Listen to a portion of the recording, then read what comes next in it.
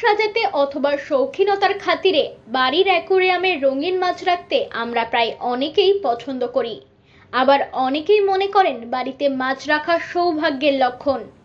কোন মাছ বা অ্যাকোয়ারিয়াম কোথায় রাখলে তা আপনার জন্য লাকি আমরা আপনাদের বলবো। বাস্তু অনুসারে আপনার অ্যাকোয়ারিয়ামের কোনো মাছ মারা গেলে যত তাড়াতাড়ি সম্ভব সরিয়ে ফেলুন এবং সেই জায়গায় নতুন একটি মাছ রাখুন। অ্যাকোয়ারিয়ামে কোনো প্রকার ময়লা থাকতে দেবেন না। অ্যাকোয়ারিয়ামে সর্বদা কমপক্ষে 9টি মাছ থাকা উচিত।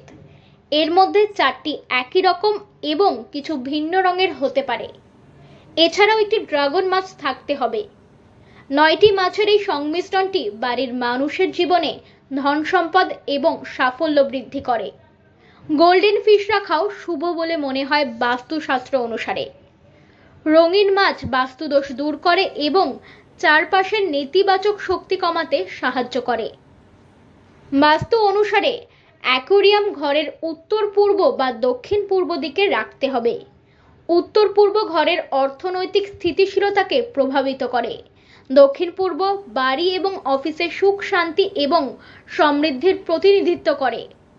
বাড়ির উত্তর বা পূর্ব দিকে মাছের অ্যাকোয়ারিয়াম রাখলে খুব শুভ ফল পাওয়া যায়।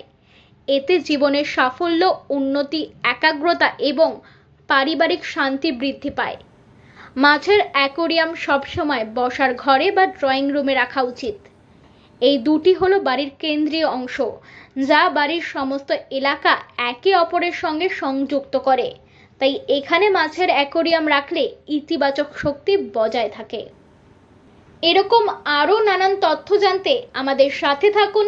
লাইক, শেয়ার অ্যান্ড সাবস্ক্রাইব করুন। আরভি নিউজ, জেগে ওঠো কলকাতা।